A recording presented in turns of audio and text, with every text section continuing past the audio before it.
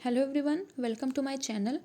तो आज हम लोग स्टार्ट करेंगे ईवीएस के पहले चैप्टर से, जिसका नाम है परिवार एवं मित्र, मतलब फैमिली एंड फ्रेंड्स।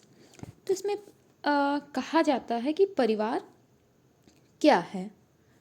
तो हम कह सकते हैं कि परिवार वह संस्था है जिसमें बालक का जन्म होता है, विकास होता है तथा उसी में उसका अंत हो जाता है।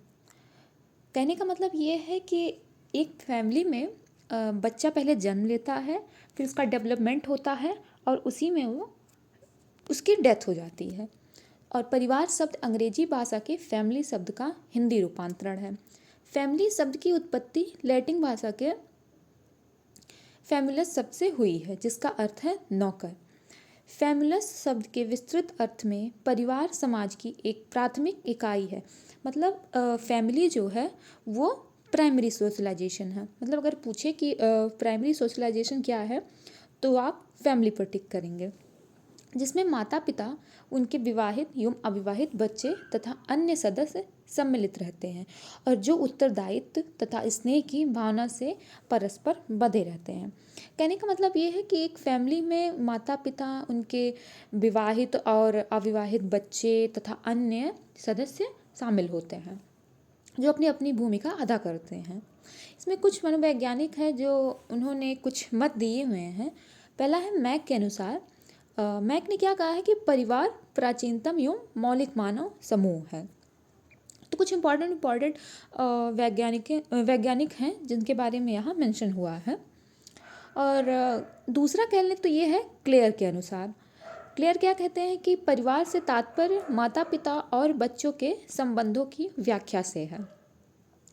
और यहाँ तक ले लें तो तीसरे हैं मैकाइबर यूम पेज के अनुसार। ये क्या कहते हैं कि परिवार वह समूह है जिसमें स्त्री पुरुष के यौन संबंध पर्याप्त निश्चित होते हैं और इसका संबंध इतनी देर तक रहे जिसमें संतान उत्पन्न हो एवं उसका पालन पोषण हो चुके।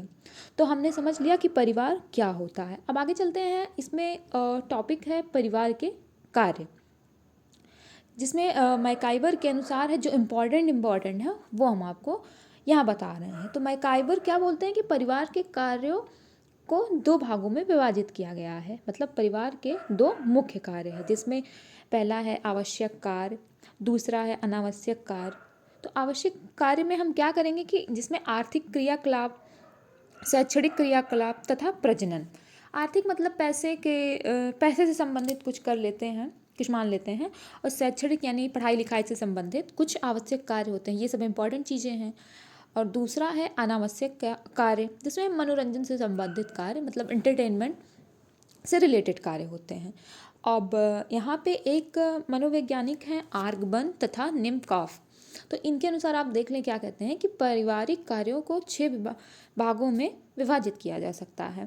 पहला है आर्थिक क्रियाकलाप, दूसरा है प्रकृत्यात्मक क्रियाकलाप, तीसरा है रक्षात्मक क्रियाकलाप, चौथा है आनंदप्रद और पांचवा है धार्मिक क्रियाकलाप और छठा है शैक्षणिक क्रियाकलाप। तो ये कुछ 6 भागों में बांटा गया है।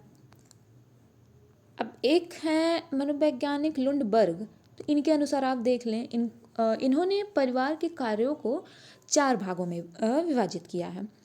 पहला है श्रमिकों का सहयोग एवं विभाजन, बच्चों की देखभाल व प्रशिक्षण, यौन व्यवहार एवं प्रजनन का नियंत्रण।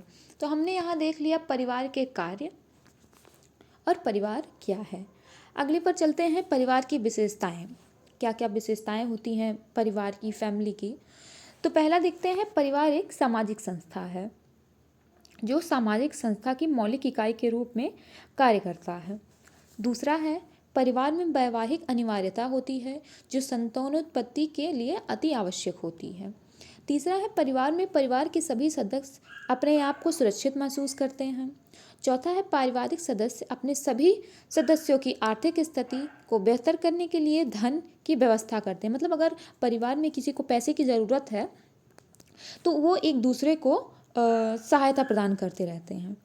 पांचवा है पारिवारिक सदस्यों के बीच वंशानुगत संबंध होता है, मतलब जेनेटिक संबंध होता है, जिसके कारण कुछ विशेष गुण एक पीढ़ी से दूसरी पीढ़ी को प्राप्त होते हैं। मतलब कुछ गुण जो होते हैं वो जीन्स के थ्रू एक जीन्स से दूसरे जीन्स में ट्रांसफ़र हो जाते हैं। अगला टॉपिक है परिवार का वर्गीकरण। देख लेते हैं यहाँ पे कि परिवार किस प्रकार के होते हैं। आकार की दृष्टि से देखा जाए तो परिवार को दो भागों में विभाजित किया गया है। पहला संयुक्त परिवार, जिसको हम जॉइंट फैमिली बोलते हैं। दूसरा है एकल परिवार, जिसको हम न्यूक्लियर फैमिली बोलते हैं। अब आइए देखते हैं कि संयुक्त परिवार में क्या क्या होता है। संयुक्त परिवार में 2 से 3 पीढ़ियों के सदस्य शामिल होते हैं और ये लोग एक दूसरे से संपत्ति, आय तथा पारस्परिक अधिकारों एवं कर्तव्यों से जुड़े रहते हैं। संयुक्त परिवार में सर्वाधिक आय वाला व्यक्ति परिवार का मुखिया होता है। जैसे हमारे घर में हमारे बाबा मुखिया होते हैं, सेम यहाँ पे जो सर्वाधिक आय, मतलब जिसकी आय सबसे ज़्यादा होती है, वो घर का मुखिया होता है, जो परिवार के प्रत्येक सदस्य के लिए आवश्यकता अनुसार धन उपलब्ध कराता है। मतलब अगर परिवार में किसी को ज़रूरत है पैसे की, तो वो पर्याप्त मात्रा में उसे धन उपलब्ध कराएगा।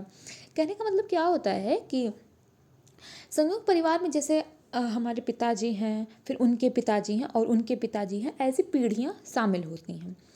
और एकल परिवार क्या होता है कि जिसमें पति पत्नी ये उनके अविवाहित बच्चे होते हैं।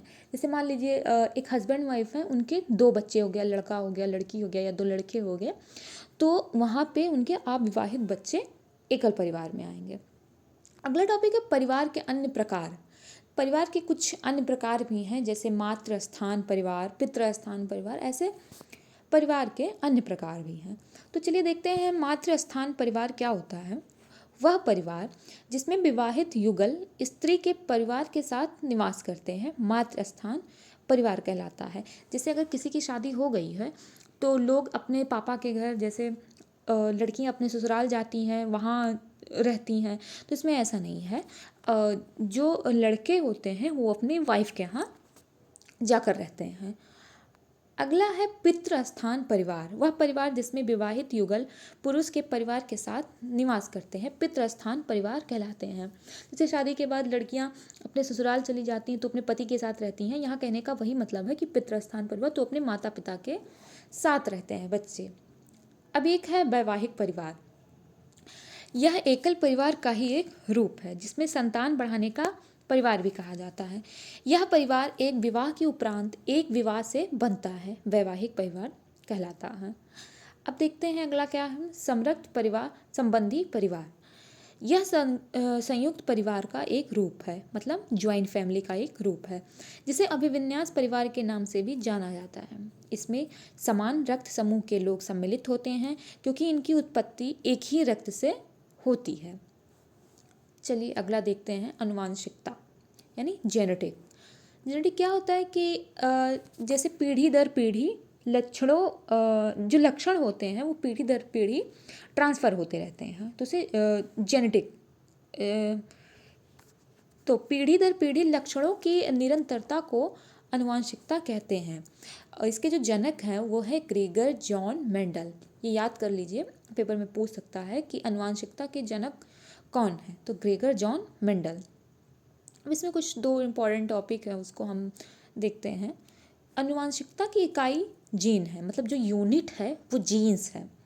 मेंडल ने अपना प्रयोग मटर के पौधे पर किया। कहने का मतलब ये है कि मेंडल ने अपना प्रयोग, जो एक्सपेरिमेंट किया, वो मटर के पौधे पर किया।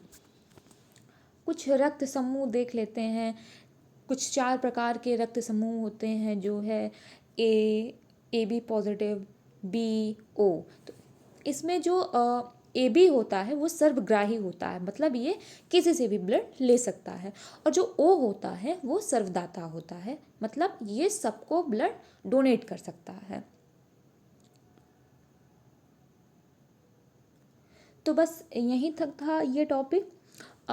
आई होप आप लोग को समझ आया होगा। हम लोग अगले टॉपिक में मिलेंगे, तब तक आप इसको रिवाइज करते रहिए।